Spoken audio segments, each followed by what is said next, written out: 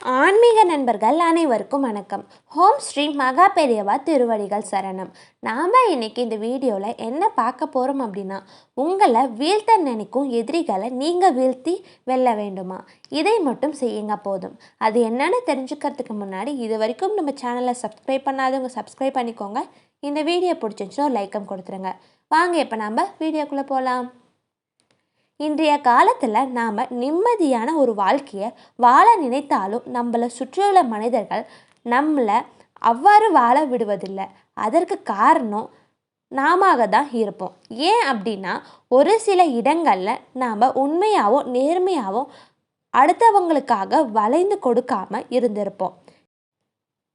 அந்த இடங்களில் எல்லாம் நாம் ஒரு சிலரை எதிர்க்க வேண்டி இருக்கும். அவங்க நம்மளை எதிரியாக கருதியிருப்பாங்க. அதே போல் எப்பொழுது நேரம் கிடைக்குமோ நம்மளை எப்போது வீழ்த்தலாம் அப்படின்னு காத்து கொண்டே இருப்பாங்க. பலர் நம்ம வாழ்க்கையில் நமக்கு எதிரிகள் இல்லை அப்படின்னாலும் அந்த வாழ்க்கை நன்றாகவே இருக்காது அப்படின்னு சினிமா பாணியில் வசனங்களில் பேசினாலும் அவங்க நமக்கு தரும் தொல்லைகளும் நம்மளை நிம்மதியாக வாழ விடாதே அப்படிங்கிற பல தொல்லைகளும் தந்து கொண்டே தான் இருப்பாங்க. நாம் ஒரு விஷயம் செய்ய நினைக்கும் போது அதுக்கு இடையூற பல தடைகளை உண்டாக்குவாங்க. அதே போல் நமக்கு தெரிந்த எதிரிகளாக இருந்தாலும் நம்மால் சமாளிக்க முடியும். ஆனால் நமக்கு தெரியாமலே நமக்கு எதிரிகள் சிலர் இருப்பாங்க. அவங்கக்கிட்ட இருந்து நமக்கு ஒரு துன்பங்களும் கஷ்டங்களும் எப்படி தடுக்க முடியும்? இப்படி கண்ணுக்கு தெரியாமல் இருக்கும் எதிரிகள் கண்டிப்பாக வெளியில் இருக்க மாட்டாங்க. நம்முடனே நட்புறவோட பழகி கொண்டிருப்பாங்க. எனவே முதல்ல நம்முடன் இருக்கும் எதிரிகளை ஒழிக்கணும். ஏன்னா நாம் ஒரு விஷயத்தை செய்யும்போது அது அவங்களுக்கு தெரிந்து கொண்டு அந்த விஷயத்திற்கு தடைகளை கொண்டு வருவாங்க.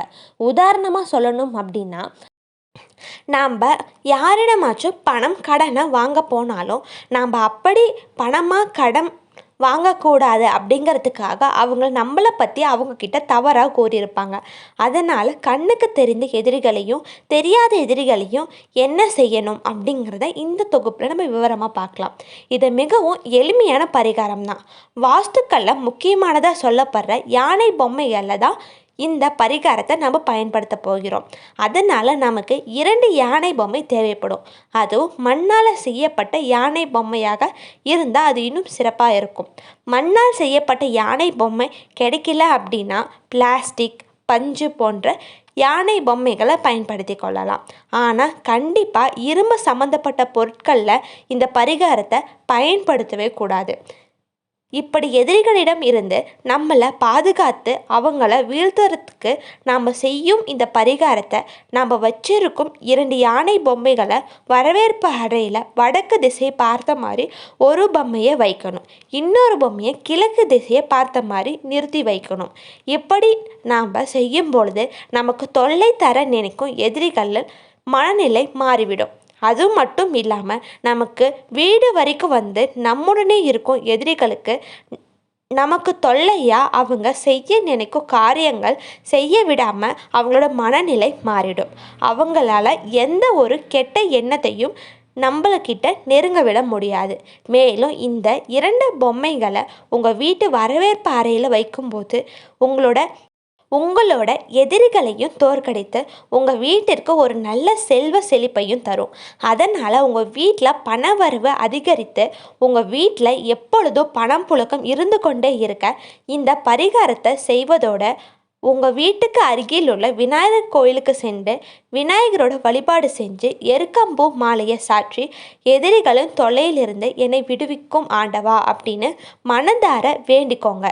இதுவும் உங்களுக்கு நல்ல பலனை தரக்கூடியது. நம்பிக்கையோட செஞ்சு பாருங்கள், நல்ல பலன் தரும். ஹரஹர சங்கர ஜெய ஜெய சங்கர, ஹரஹர சங்கர ஜெய ஜெய சங்கர. அனைவருக்கும் நன்றி.